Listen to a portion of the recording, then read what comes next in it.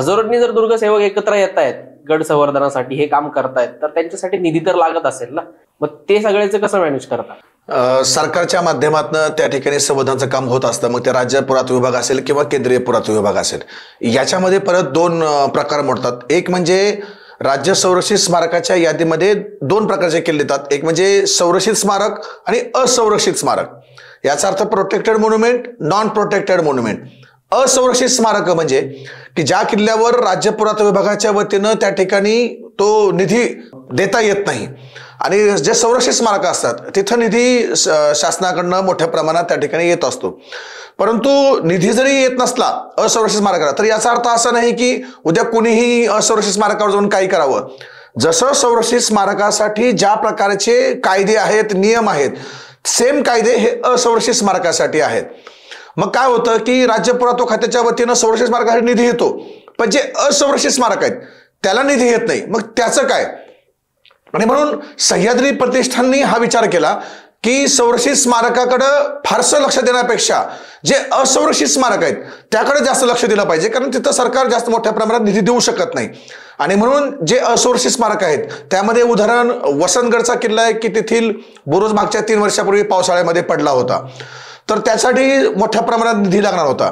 सगळ्यात महत्त्वाचं म्हणजे धक्कादायक बाब तुम्हाला मी सांगेन की प्रतापगड किल्ला स्वतः छत्रपती शिवाजी महाराजांनी बांधला. प्रतापगड किल्ल्याचा इतका मोठा इतिहास आहे, तरी सुद्धा तो राज्य पुरातत्व विभागाच्या असंरक्षित स्मारकामध्ये तो येतो, म्हणजे संरक्षित स्मारकामध्ये येत नाही. आणि त्यामुळे प्रतापगड किल्ल्यावरती मोठ्या प्रमाणात निधी त्या ठिकाणी येऊ शकत नाही, ही खरी खंत होती. आता सुदैवानं मागच्याच 1-3-4 महिन्यापूर्वी राज्य पुरातत्व विभागाकडनं जवळपास 10 करोड रुपये आता प्रतापगडला त्या ठिकाणी मंजूर झालेत. खासदार छत्रपती उदयन महाराज त्यांचंच हे सगळं कर्तृत्व आहे की त्यांनी राज्य सरकारला त्या ठिकाणी हलवलं आणि मोठ्या प्रमाणात निधी त्या ठिकाणी आणला. त्याबद्दल मी महाराजांचे सुद्धा मी मनापासून या ठिकाणी आभार व्यक्त करतो. आणि आता प्रतापगड संवर्धनाचं काम राज्य पुरातत्व खात्याच्या वतीनं होईल. परंतु काही वर्षापूर्वी, म्हणजे अगदी 3 वर्षापूर्वीची मी गोष्ट सांगेन की जसं वसंतगडचा बुरुज पडला होता, तसंच प्रतापगडाचा जो महत्वाचा चिलखती बुरुज आहे त्याचा पाया सुद्धा ढासळला होता. कोरोनाचा तो काळ होता. संबंध महाराष्ट्रामध्ये ही बातमी पसरली. प्रत्येक महाराष्ट्रातला शिवप्रेमी शिवभक्त त्या ठिकाणी रडत होता, पण सह्याद्री प्रतिष्ठान रडली नाही. सह्याद्री प्रतिष्ठान त्या लढली खऱ्या अर्थानं. आम्ही सगळेजण आमचे जिल्हा तालुका ओलांडून आम्ही प्रतापगडावरती गेलो. स्थानिक गावकऱ्यांना सोबत घेतलं की ज्यांनी शेकडो वर्षापासून हा किल्ला संवर्धन करण्याचं काम ते करतात. स्थानिक गावकऱ्यांना सोबत घेतलं, पुरातत्व खात्याची परवानगी घेतली, वन विभागाची परवानगी घेतली. स्वतः दस्तूरखुद्द छत्रपती उदयन महाराजांनी आम्हाला त्या ठिकाणी पत्राच्या माध्यमातून आशीर्वाद दिला.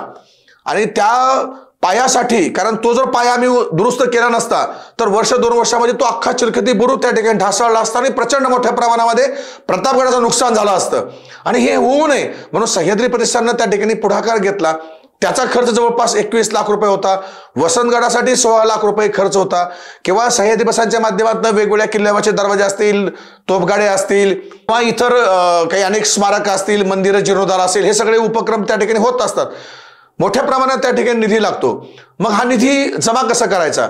तर मला आठवतं की 2018ला जेव्हा विनोद तावडे सांस्कृतिक मंत्री होते तेव्हा पुरातत्व खात्यासोबत आमचा एका गडाच्या परवानगीवरून खूप संघर्ष झाला होता. कारण परवानगी 5-5, 6-6 वर्ष झालं. आमच्या अनेक परवानग्या, जवळपास 70-80 परवानग्या पेंडिंग होत्या की ज्याला 6 वर्ष होऊन सुद्धा परवानगी देत नव्हती.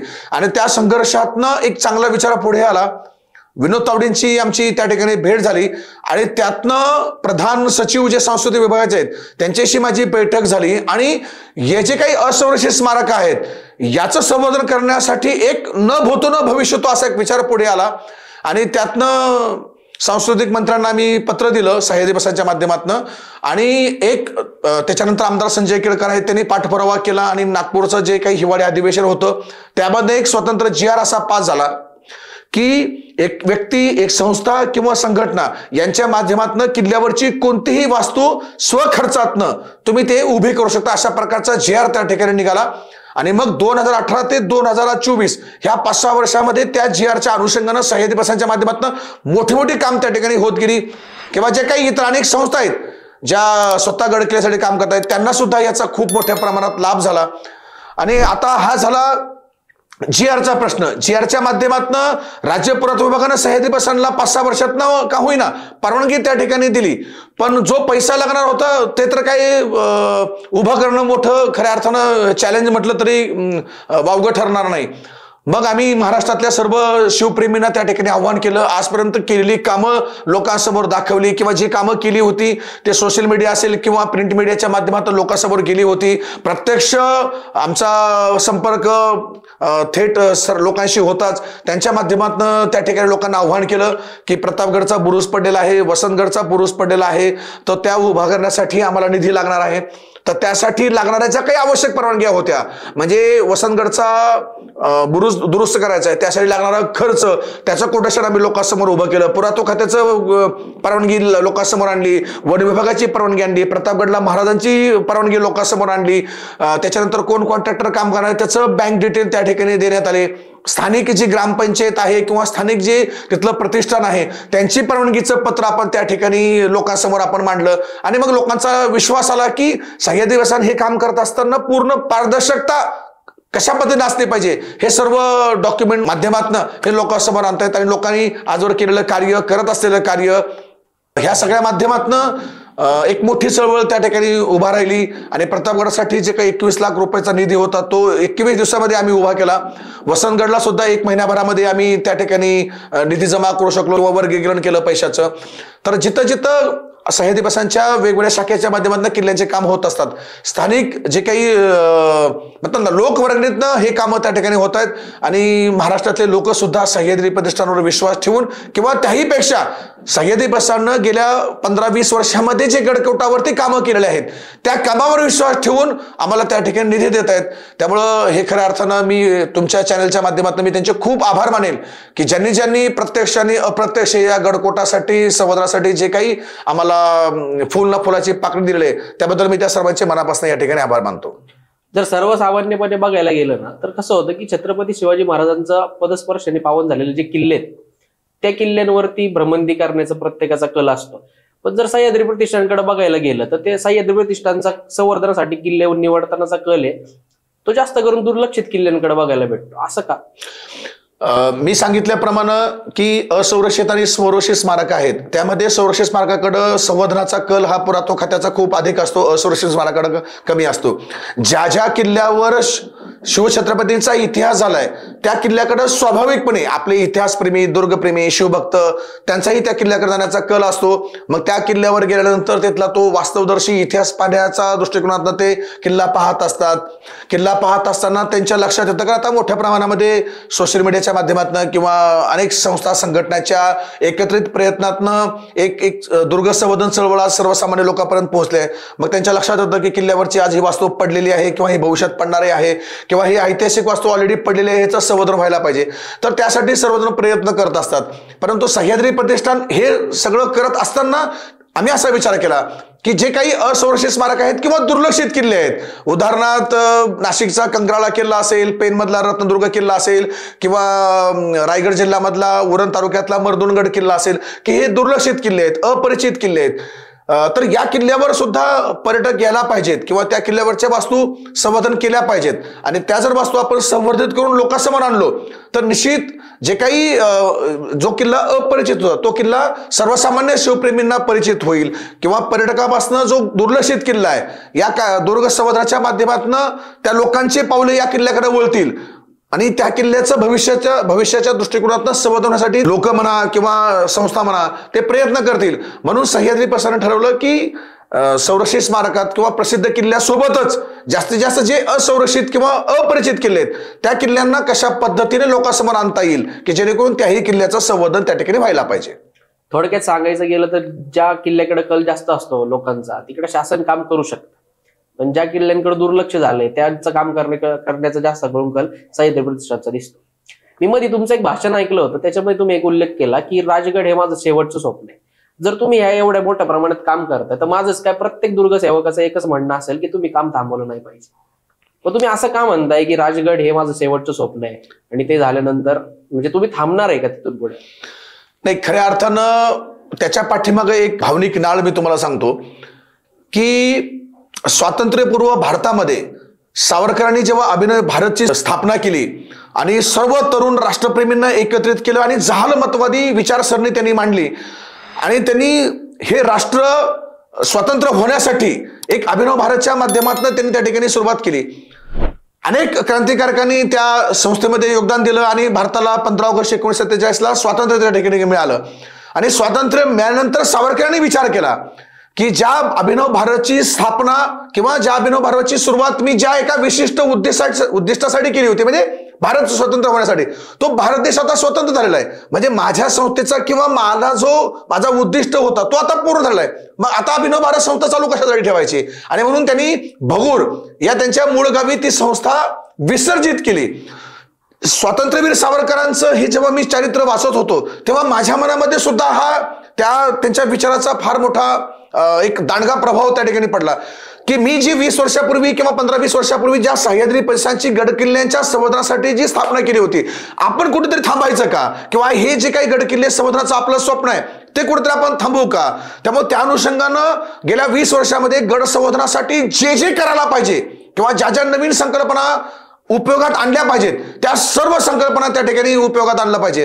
मी व्यक्तिगत जेव्हा माझ्या सहकार्यासोबत मित्रासोबत चर्चा करत असतो मी नेहमी त्यांना चॅलेंज सांगतो की आजपर्यंत सह्याद्री प्रशासनाने जे केलंय, माझं चॅलेंज आहे की उद्या कुठल्याही एखाद्या व्यक्तीने मला सांगावं की गड संवर्धनासाठी सह्याद्री प्रशासनाने हे केलं नाही, ते सर्व कामं आपण केलेले आहेत. हा ठीक आहे, ते कामं अतिउच्च शिखरावर गेली नसतील पण त्याचा पाया तरी सह्याद्री प्रशासनानं आपल्या प्रत्यक्ष कार्याच्या विचारातनं त्या ठिकाणी रोवलेला आहे. हे काम सह्याद्री प्रशासनाच्या माध्यमातून गड संवर्धन करत असताना एक माझ्या मनामध्ये जेव्हा विचार आला की 6-7 वर्षापूर्वी जेव्हा स्वराज्य मंदिर राजगड किल्ल्यावरती गेलो, खरं तर शेवटचं स्वप्न हे आहे की राजगडाला स्वराज्य मंदिर उभं राहायला पाहिजे किंवा स्वराज्य मंदिर राजगड हे नाव खऱ्या अर्थानं चर्चेमध्ये यायला पाहिजे. हा खऱ्या अर्थानं प्रमुख प्रयास होता. 6 वर्षापूर्वी संवर्धनाच्या दृष्टिकोनातून राजगड किल्ल्यावरती गेल्यानंतर तिथं काही तोफा आहेत त्या तुटलेल्या स्थितीमध्ये दिसल्या होत्या आणि मग वाटलं की ह्या ज्या तोफा आहेत ह्या आपण जशा तसं जोडल्या गेल्या पाहिजेत. आणि मग हा विचार आल्यानंतर राज्य पुरातत्व खात्याच्या संरक्षित स्मारकामध्ये हा किल्ला येत असताना त्यांना आम्ही परवानगी मागितली. पुरातत्व खातं असंही परवानगी लवकर काही महिने देत नाही, त्यांनी तात्काळ ही परवानगी नाकारली, म्हणजे अगदी 24 तासामध्ये परवानगी नाकारली. मला आश्चर्य वाटलं की परवानगी घेण्यासाठी 6-6 वर्ष लावतात पण परवानगी नाकारला एका दिवसात हे परवानगी नाकारतात, काय कारण आहे? मग ते जे काही परवानगी नाकारण्याचं पत्र वाचलं त्याच्यामध्ये त्यांनी सांगितलं की आजपर्यंत राज्य सरकारच्या पुरातत्व विभागानं, मग ते केंद्रीय असेल किंवा राज्य असेल, आजपर्यंत देशातली कुठलीही तुटलेली तोफ ऐतिहासिक ती आम्ही जोडलेली नाही, त्यामुळे आम्ही तुम्हाला परवानगी देऊ शकत नाही. म्हणजे हे प्रयोग झालेच नाहीत तर आम्ही तुम्हाला परवानगी कशी देऊ, अशी परवानगी तिने नाकारली. आणि त्याच्यानंतर मग आमचे मित्र सहकारी गणपती सावंत आहेत, त्यांच्या सोबतीनं काही इतर तज्ज्ञाच्या मतीनं आम्ही एक सुंदर असा प्रोजेक्ट रिपोर्ट तयार केला. तो प्रोजेक्ट रिपोर्ट आम्ही पुरातत्व खात्याला पाठवला. त्यांनी त्या प्रोजेक्टवर काही आणखी नवीन म्हणतात ना सजेशन, म्हणजे कशा पद्धतीने तुम्ही करणार आहात त्याचे तांत्रिक कारणं आम्हाला विचारली. तर अशा प्रकारचं 2-3 वर्ष पूर्ण केल्यानंतर एक सुंदर असा प्रोजेक्ट रिपोर्ट तयार झाला आणि तो शासनाकडे गेला. जवळपास 6 वर्षाच्या प्रदीर्घ कालावधीनंतर राज्य पुरातत्व खात्यानं परवानगी त्या ठिकाणी दिली आणि डॉक्टर तेजस गर्गे जे या पुरातत्व खात्याचे महाराष्ट्राचे संचालक आहेत, त्यांनी या अटीवर परवानगी दिली की जे काही आपण प्रोजेक्ट रिपोर्ट होता त्यामध्ये काही सजेशन त्यांनी आम्हाला त्या ठिकाणी दिले की हे तुकडे आणि नवीन तुकडे तुम्ही जॉईंट कुठेही करू नका, त्यांना फक्त तुम्ही ठेवून बाहेरच्या साईडनं क्लॅम्पिंग करा, अशा प्रकारचे ते टेक्निकल गायडन्स त्यांनी दिलं. आणि 6 वर्षाच्या अथक परिश्रमानंतर ते परवानगी मिळाली.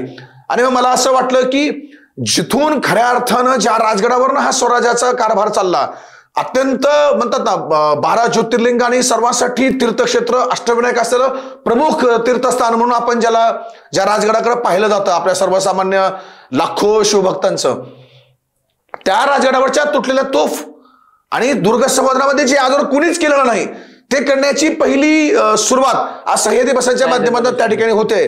तर ही भावना किंवा कुठेतरी आपण थांबलं पाहिजे किंवा एक आदर्श लोकांसमोर दिला पाहिजे, म्हणून खऱ्या अर्थानं राजगडावरचं हे तुटलेल्या तोफेचं मी शेवटचं स्वप्न म्हणतो. पण एक निश्चित सांगतो की जरी हे माझं शेवटचं स्वप्न असलं किंवा सह्याद्री प्रसादचं शेवटचं स्वप्न असलं तर आम्ही थांबणार नाही आहोत, कारण नंतर सुद्धा गड संवर्धनाच्या माध्यमातून जे काही आजवर आपण केलं आहोत त्याच्या सुद्धा प्रत्येक क्षेत्रातलं आपल्याला अतिउच्च शिखर कसं गाठता येईल यासाठी सह्याद्री प्रसादचा प्रयत्न त्या ठिकाणी असणार आहे. हे थांबणं सुद्धा एक मोटिवेशन असणार आहे. म्हणजे म्हणतात ना की ब्रेक इव्हन नाहीये, हा एक अजून त्याच्या पुढचं अजून दुर्ग संवादातलं कुठलं काही मोठं शिखर आपल्याला गाठता येईल का, त्यासाठीचा मी म्हणेल की ही अजून एक स्वल्पविराम आहे, ही एक सुरुवात आहे. हे थांबणं नाही, हे फुलस्टॉप नाहीये. आज जर आपण बघितलं तर जगभरात छत्रपती संभाजी महाराजांचे खूप सारे पुतळे आहेत, पण आता जे सह्याद्री प्रतिष्ठानचं काम चालू आहे की जे संभाजी महाराजांच्या पुतळ्याचं अनावरण करतात, मग सह्याद्री प्रतिष्ठानचं असं का म्हणणं आहे की ही सह्याद्री प्रतिष्ठानचा हा पुतळा आहे तो जगात एकमेव असेल किंवा एकच असेल? हे बघा, आज धर्मवीर छत्रपती संभाजी महाराजांचे मूर्ती किंवा स्मारक, शिल्प, पुतळे हे फक्त महाराष्ट्रापुरतच मर्यादित नाहीयेत, तर महाराष्ट्राच्या बाहेर सुद्धा मी जवळपास पूर्ण देश फिरलेलो आहे. तर मी बाहेरच्या राज्यामध्ये सुद्धा हे स्मारक आणि त्यांचे शिल्प पाहिलेले आहेत. पण मी हे सगळे स्मारक पाहत असताना किंवा तुमच्याही लक्षात आलं असेल की आजवर छत्रपती संभाजी महाराजांच्या स्मारकाचे दोन प्रकारचे आपल्याला त्यांचे शिल्प पाहायला मिळतात. एक म्हणजे वाघ फाडतानाचा आणि दुसरे म्हणजे धर्मवीर छत्रपती संभाजी महाराज असे उभे ठाकलेले. ह्या दोनच प्रकारच्या प्रतिमा किंवा आणखीन एक आपल्याला मूर्ती छोट्या स्वरूपामध्ये संभाजी महाराजांची त्या ठिकाणी सिंहासनावर बसलेली पाहायला मिळते. परंतु आजपर्यंत कुठल्याही गडावर धर्मवीर छत्रपती संभाजी महाराजांची अखंड दगडात कोरलेली, सिंहासनाधिष्ठित असलेली आणि डोक्यावर पूर्ण मेघडंबरी असलेली एकही मूर्ती आजपर्यंत अस्तित्वात नाही. मुळामध्ये छत्रपती संभाजी महाराजांची अशी मूर्ती नाही, हे जेव्हा सह्याद्री प्रसादच्या लक्षात आलं तेव्हा मी संकल्प केला की अशी मूर्ती धर्मवीर छत्रपती संभाजी महाराजांची बनली पाहिजे. आणि आजपर्यंत तुम्ही सगळ्यांनी अखंड दगडामध्ये कोरलेल्या देवदेवतांच्या मूर्त्या पाहिलेल्या आहेत, परंतु अखंड कृष्ण पाषाणामध्ये एकाच दगडात कोरलेली धर्मवीर छत्रपती संभाजी महाराजांची जगातली पहिली मूर्ती सह्याद्री प्रसाद हवेलीच्या माध्यमातून त्या ठिकाणी तयार झालेली आहे. आणि अगदी आत्ताच म्हणजे 14 जानेवारीला पानिपताच्या रणसंग्रामाच्या दिवशी ती मूर्ती आपण त्याच्या मूर्तीचं प्रथम दर्शन आपण संबंध हिंदुस्थानला त्या ठिकाणी दिलं गेलं. जवळपास त्या मूर्तीचं आत्ताचं वजन हे 2500 किलो आहे आणि त्याच्यानंतर त्याचं सिंहासन, पाठीमागची त्याची प्रभावळ याचं वजन जवळपास पुढचे 700 ते 800 किलो येणार आहे. म्हणजे 3300 किलो अशी वजनाची ही मूर्ती त्या ठिकाणी तयार होणार आहे. आणि ही विशेष म्हणजे एका गडावरती उभी राहणार आहे. स्थानिक लोकांचे सुद्धा आपल्याला त्या ठिकाणी पूर्ण सपोर्ट आहे. ही मूर्ती 50, 100, 200, 300 वर्ष टिकणार नाहीये, तर पुढचे हजारो वर्ष ही मूर्ती टिकणार आहे. आणि म्हणून आम्ही सांगतो की जगातली सिंहासनावर विराजमान असणारी अखंड दगडात कोरलेली एका किल्ल्यावर प्रतिष्ठापना होणारी जगातली पहिली मूर्ती ही संभाजी महाराजांची आहे. आणि येत्या 2 ते 3 महिन्यामध्येच एका किल्ल्यावर ही मूर्ती आपल्याला त्या ठिकाणी पाहायला मिळेल. आणि सबंध हिंदुस्थानाच्या प्रत्येक हिंदू धर्मवीराला याचा अभिमान वाटेल अशी इतकी सुंदर आणि सुबक आणि आकर्षक मूर्ती आपण त्या ठिकाणी तयार केलेली आहे. दुर्ग संवर्धनाच्या चळवळीसाठी जवळजवळ तुम्ही अख्खं आयुष्य अर्पण केले. असे काही अविस्मरणीय क्षण आहेत का की जे तुम्ही आम्हाला सांगू इच्छिता किंवा आमच्या प्रेक्षकांना सांगू इच्छिता? खरं तर गड किल्ले जवळपास मी देशातले 2300 किल्ले पाहिले, त्यामधले महाराष्ट्रातले सुरुवातीला 400 पाहिले आणि नंतरचे जवळपास 1900 किल्ले बाहेरच्या देशातले राज्यातले पाहिले, 87 किल्ले बाहेरच्या देशातले पाहिले. तर खरं तर गड किल्ले पाहत असतानाचे अनुभव आलेले वेगळे, बाहेरच्या राज्यातले किल्ले वेगळे, बाहेरच्या देशातले पाहणे किल्ल्याचे अनुभव वेगळे. तर सगळ्यात प्रथम मी बाहेरच्या देशापासून सुरुवात करतो, कारण आपल्या देशामध्ये अनुभव हे सर्वसामान्य सगळ्यांना येतच असतात. तर बाहेरच्या देशामध्ये म्हणजे UAE या ठिकाणचे किल्ले पाहायला मी गेलो. आता UAE आपल्या सर्वांना माहिती आहे की छोटा देश आहे आणि अत्यंत प्रगत असा देश आहे. अगदी कमी वेळामध्ये त्यांनी फार मोठी त्या ठिकाणी आर्थिक उंची त्यांनी प्राप्त केलेली आहे. तर आपल्या किल्ल्यामधला जे काही वास्तू आहेत, आपण खरंच भाग्यवान आहोत की इतका मोठा अभूतपूर्व इतिहास आपल्या समोर आहे. जगाला हेवा वाटावा असा इतिहास आपल्या इथं घडलाय किंवा वास्तू आजही आपल्या इथं उपस्थित आहेत. परंतु मी जेव्हा बाहेरच्या देशातले किल्ले पाहायला गेलो, एका मोठ्या अपेक्षेने गेलो की कशा पद्धतीने किल्ले असले पाहिजेत. तर UAE मधले किल्ले अगदी छोट्या प्रमाणात आहेत, म्हणजे अगदी 5 ते 10 गुंठ्यामधले किल्ले आहेत आणि तिथल्या सरकारने ते पूर्ण चांगल्या पद्धतीने जतन केलेले आहेत. तर मी तुम्हाला सांगेल की दुबई मधला किल्ला घ्या किंवा अबुधाबी मधले किल्ले घ्या, त्या UAE मधले किल्ल्यामध्ये एक विशिष्ट मला त्या ठिकाणी पाहायला मिळतं. तिथं आतमध्ये जे दालन आहेत त्या दालनामध्ये एक 100 वर्षापूर्वीचा, 200 वर्षापूर्वीचा, 300 वर्षापूर्वीच्या वास्तूचे जे अवशेष आहेत ते त्यांनी त्या ठिकाणी सुरक्षित ठेवलेले आहेत. नुसते सुरक्षित नाही तर काचेमध्ये ठेवलेले आहेत. म्हणजे अगदी त्या ठिकाणी गेल्यानंतर पाहायला मला मिळतं की 200 वर्षापूर्वीचा हा दगड, म्हणजे ह्या किल्ल्यावरचा 200 वर्षापूर्वीचा दगड त्यांनी त्या ठिकाणी दालनामध्ये ठेवलेला आहे, काचेमध्ये ठेवलेला आहे आणि जवळपास 18 डिग्री टेम्परेचरमध्ये त्यांनी ठेवलेला आहे. जसं संग्रहालयामध्ये जतन करून ठेवलं जातं तसं त्यांनी गडांवरती ठेवलं, गडामध्ये ठेवलेला आहे. म्हणजे 200 वर्षापूर्वीचा एक साधा दगड त्यांनी सुरक्षित त्या ठिकाणी ठेवलाय की पुढचे शेकडो वर्ष तो दगड सुरक्षित राहावा. हा एक खरंच एक वेगळाच एक अविस्मरणीय अनुभव आहे की आपल्याकडं इतक्या प्रचंड मोठ्या प्रमाणामध्ये वास्तू आहेत, त्या वास्तू आपण आपल्या डोळ्यासमोर उद्ध्वस्त होताना पाहतो आपण, पण त्यांनी तो दगड जपून ठेवलेला आहे. आपल्यापेक्षा जास्त त्यांना इतिहास समजतो की काय, असं मला कधी कधी माझ्या मनाला तो विचार स्पर्शून जातो. आता बाहेरच्या राज्यामध्ये जर जेव्हा मी किल्ले पाहायला जातो तेव्हा एक अनुभव मला असा आठवतो की महाराणा प्रताप यांचं जे काही हळदीघाटामध्ये युद्ध झालं तिथं तिथल्या राज्य सरकारनं मोठ्या प्रमाणात स्मारक त्या ठिकाणी उभं केलं.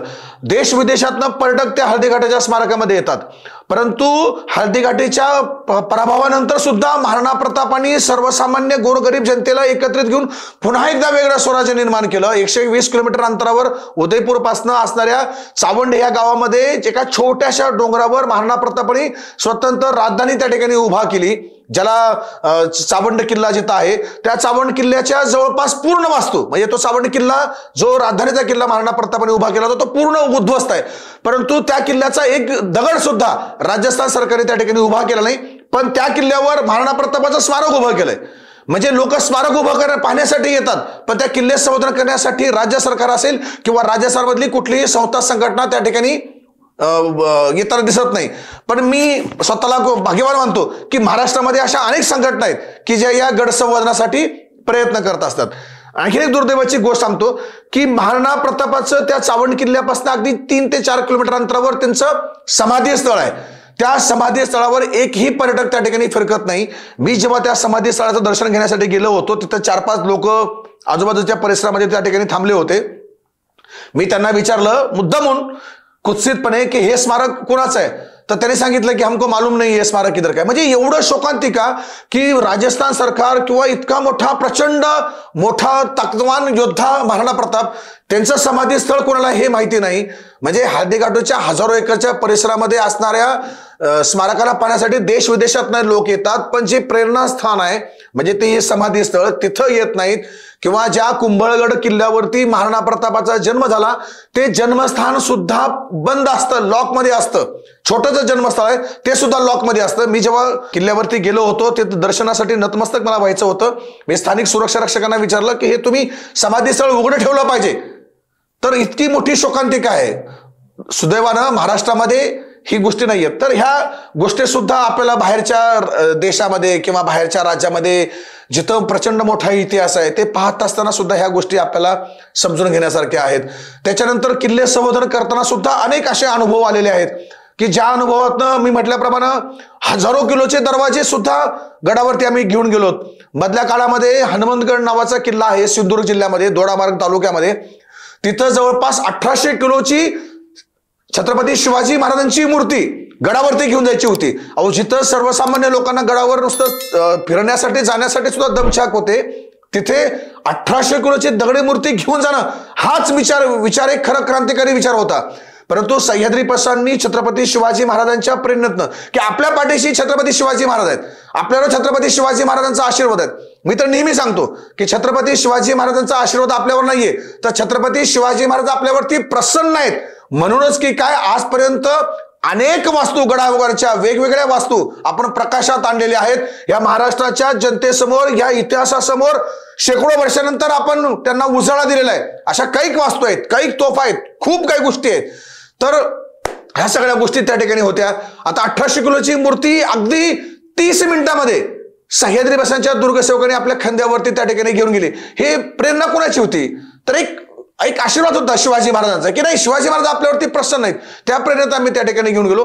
आणखीन 1-2 गोष्टी मला सांगाव्याशा वाटतात, त्या म्हणजे राजगड किल्ल्यावर गुंजवणे दरवाजा, गुंजवणे साईडनं जेव्हा तुम्ही किल्ल्यावरती येतात तेव्हा गुंजवणे दरवाजा 1, गुंजवणे दरवाजा 2 अशा 2 दरवाजे आहेत. ह्या 2 दरवाजाच्या आतमध्ये जवळपास 70 ते 80 फूट दोन्ही बाजूनं तटबंदी आहेच. आणि त्यामधला जो 70-80 फुटाचा जो पॅच आहे तिथं जवळपास 8 ते 10 फूट इतका माती त्या 2 दरवाजाच्या मध्ये साचली होती. आणि सह्याद्रीपासून पुणे शहराच्या वतीनं त्या ठिकाणी मोहिमा सुरू झाल्या आणि पुरातत्व खात्याचं सुद्धा खऱ्या अर्थानं आम्हाला इनडायरेक्टली सहकार्य त्या ठिकाणी लाभलं.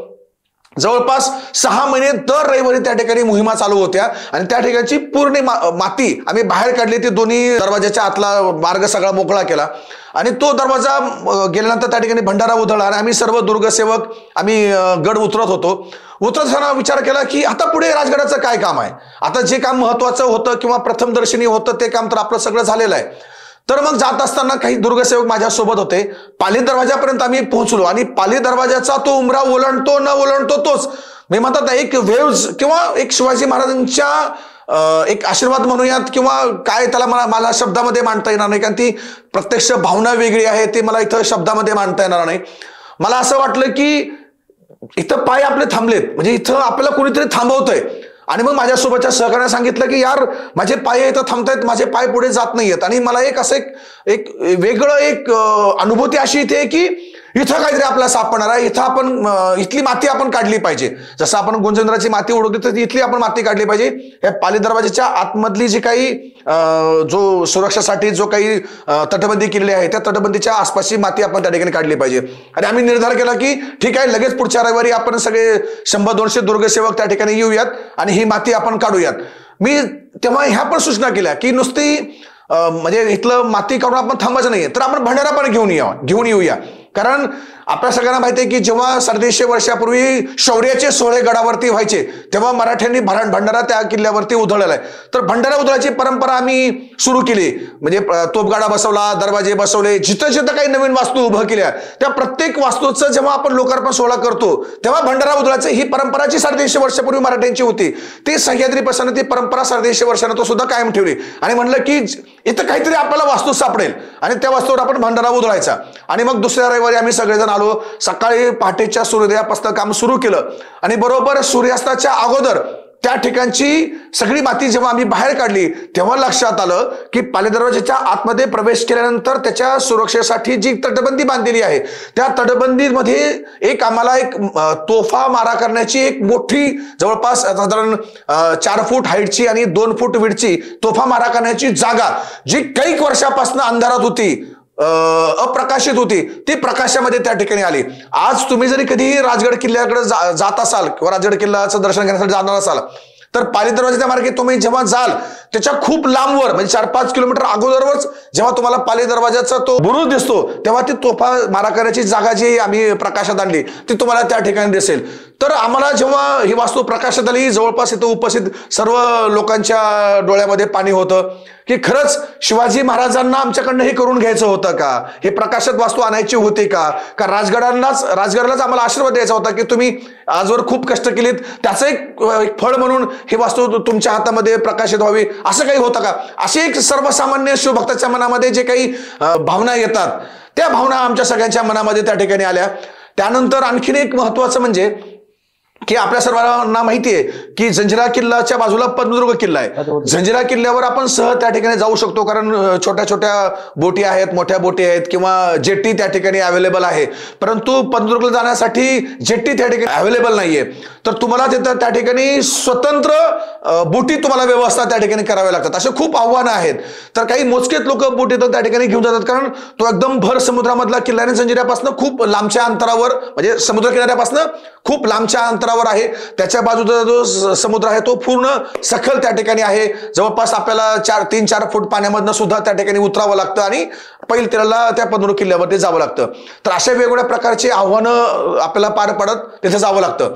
तर आपल्या सगळ्यांना माहिती आहे की जंजिरा किल्ल्यावर देश विदेशातनं पर्यटक येतात. आता ते पर्यटक काय येतात तर लोकांना वाटतं की हा जंजिरा किल्ला अभेद्य किल्ला आहे म्हणून लोक बघायला येतात. शिवाजी महाराजांनी किल्ला हा जिंकला नाही म्हणून पाहायला येतात. लोकांची एक क्युरियोसिटी असते की अरे असे शिवाजी महाराजांनी अनेक अवघड किल्ले जिंकले बांधले पण असं जंजिरा किल्ल्याचं काय वैशिष्ट्य आहे की हा किल्ला शिवाजी महाराज जिंकता आला नाही. म्हणून त्या क्युरियोसिटीच्या माध्यमातून लोक जंजिरा किल्ल्याला बघायला येतात. जंजिरा किल्ल्याचा काही इतिहास वेगळा आहे म्हणून किल्ला पाहायला नाही येतात की शिवाजी महाराज जिंकू शकले नाहीत म्हणून तो काय असेल किल्ला, तो किल्ला पाहण्यासाठी येतात. देश विदेशातनं पर्यटक येतात. परंतु शिवाजी महाराजांनी 350 वर्षापूर्वीच्या इतिहासामध्ये जर आपण गेलो तर ह्या जंजिरा किल्ल्याला शह देण्यासाठी भर समुद्रामध्ये शिवाजी महाराजांनी 15 किल्ल्याची बांधणी त्या ठिकाणी केली. तर जंजिरा किल्ल्यावर आपण जेव्हा जातो तेव्हा स्थानिक लोकांना आपण विचारलं की हे सामने क्या है, ते सांगतात तो किल्ला नाहीये. आता आपल्याला स्पष्टपणे दिसतो 15 किल्ला किंवा तो किल्ल्याचा आकार. ते सांगतात की वो किल्ला नाहीये. और समजा आपण त्यांना विचारलं की वो किले के ऊपर जा सकते हो का, ते स्थानिक लोक सांगतात की वो किले के ऊपर आप जा नहीं सकते हो. अशा प्रकारच्या गोष्टी आमच्या कानापर्यंत आल्या. आम्ही सुद्धा ते अनुभव घेतला.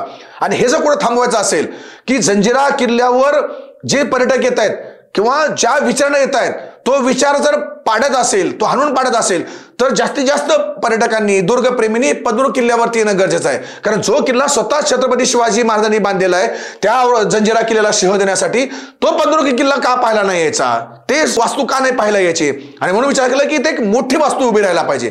मग काय वास्तू उभी राहिली पाहिजे की सहज येण्यासाठी ज्या अडचणीवर मात आपल्याला त्या ठिकाणी करावं लागतं त्यालाच कुठेतरी आपण चॅलेंज दिलं पाहिजे. म्हणून आम्ही ठरवलं की देशातील समुद्रावरील असणाऱ्या किल्ल्यावर सगळ्यात उंच परमपवित्र भगवा ध्वज फडकवायचा.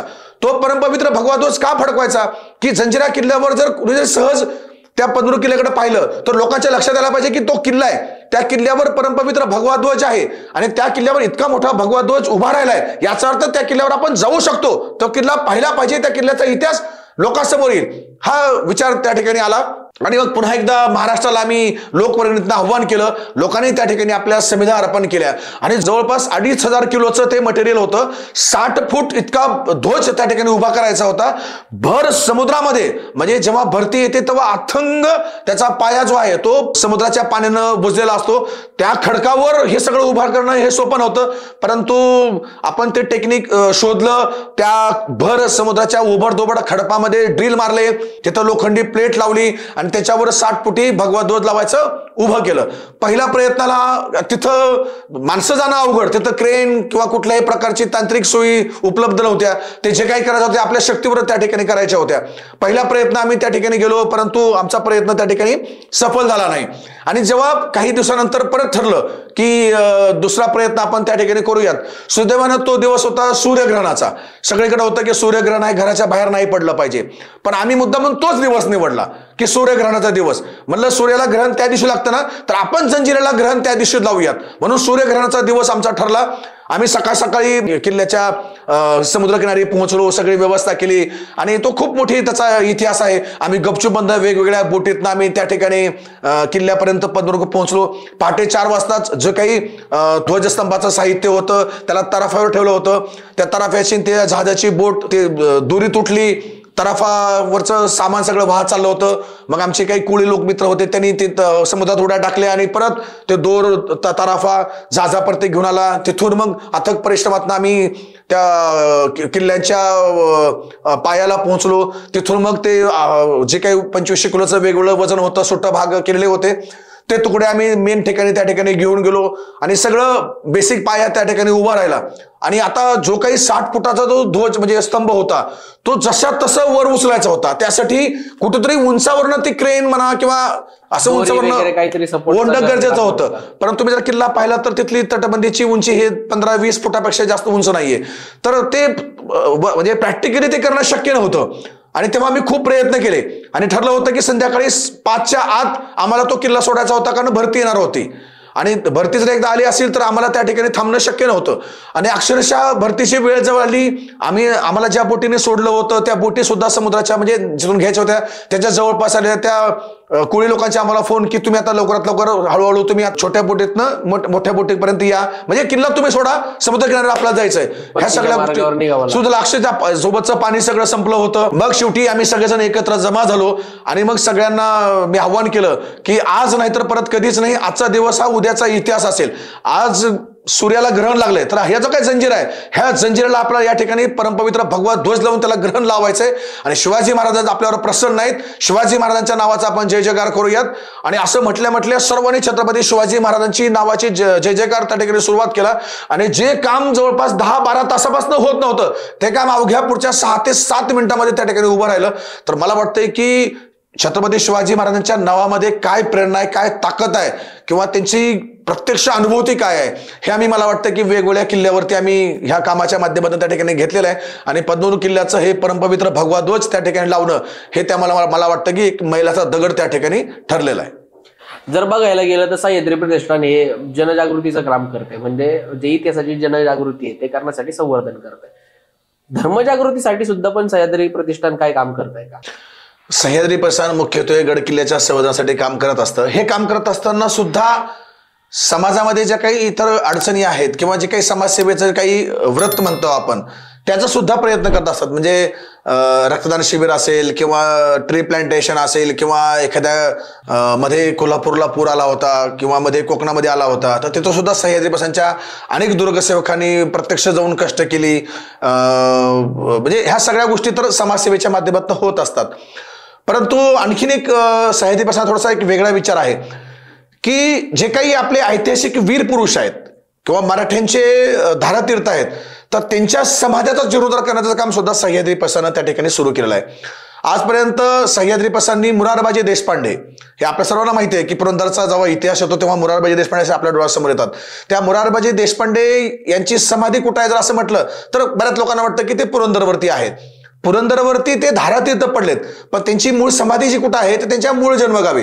तर हे मूळ जन्मगाव कुठं आहे तर हे रायगड जिल्ह्यामधील महाड तालुक्यामध्ये की ज्या महाडच्या कमानीतनं आतमध्ये आपण जेव्हा रायगड किल्ल्याकडे जातो त्या कमानीपासून आतमध्ये 6 किलोमीटर अंतरावर किंजरोळी नावाचं गाव आहे.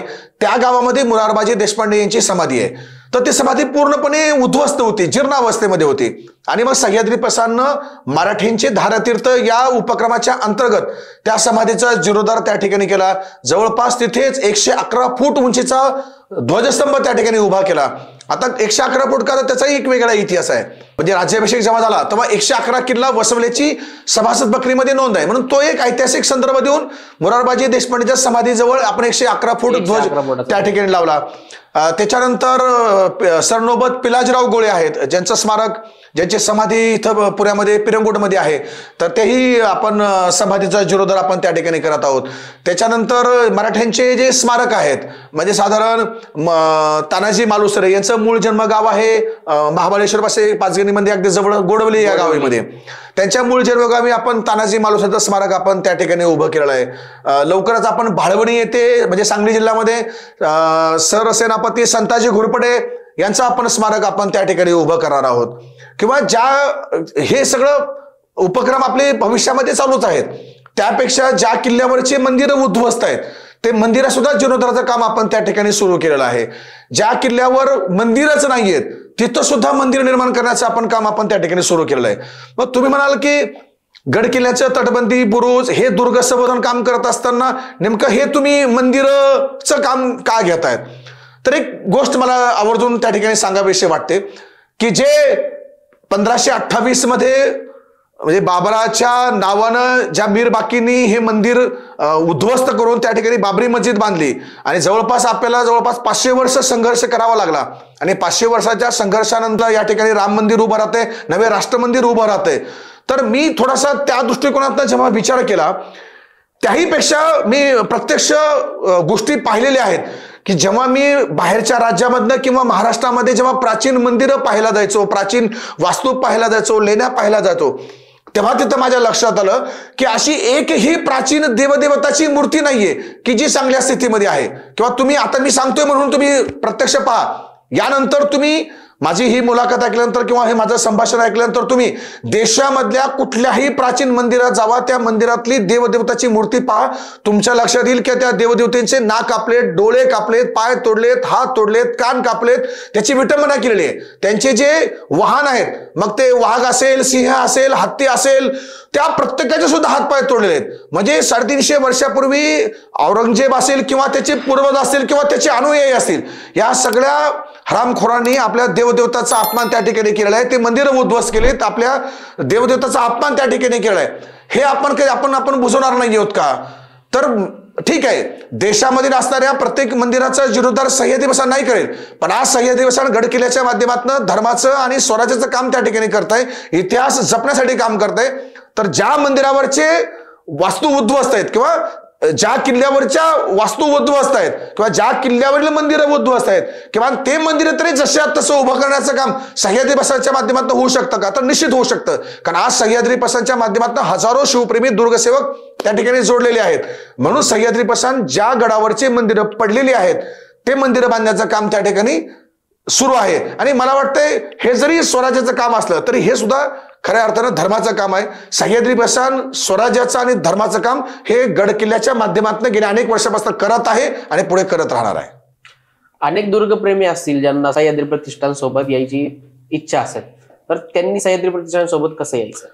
महाराष्ट्रामध्ये फक्त सह्याद्री प्रसादच काम करते असं मी अजिबात म्हणणार नाही. आज महाराष्ट्रामध्ये शेकडो संस्था आहेत ज्या गडकिल्ल्यासाठी निरपेक्ष सेवेनं निस्वार्थ भावनेनं त्या ठिकाणी काम करत आहेत.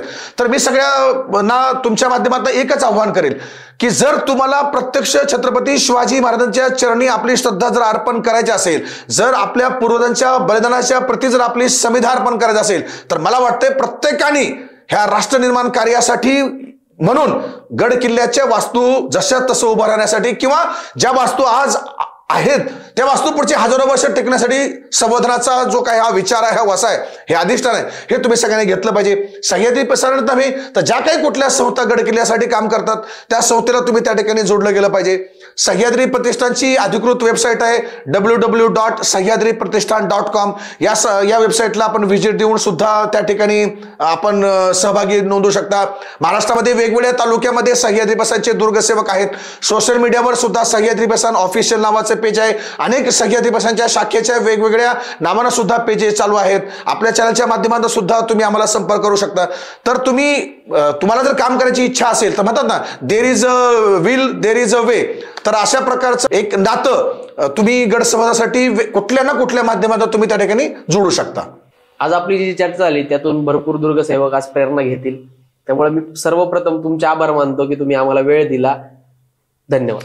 धन्यवाद सर. धन्यवाद.